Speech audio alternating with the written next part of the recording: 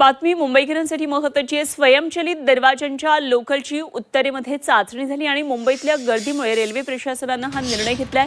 उत्तर प्रदेशमधल्या झाशीमध्ये नव्या लोकलची ही चाचणी करण्यात आली आहे। देशातली पहिली स्वयंचलित दरवाजे असलेली लोकल आहे आणि या चाचण्यांना आता लोकलची सुरुवात झालेली आहे।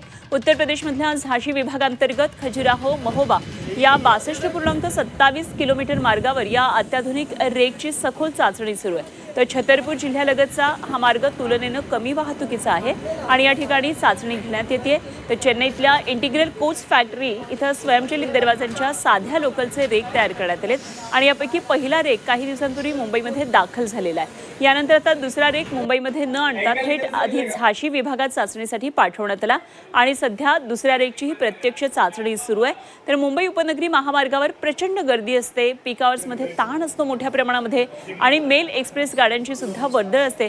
या सगळ्या बाबी लक्षात घेता दिवसा चाचणी घेणं हे जवळपास अशक्य होतं आणि रात्रीच्या मर्यादित वेळेमध्ये सर्व प्रणालीची सर्वकष चाचणी पूर्ण करणं कठीण सुद्धा ठरत होतं।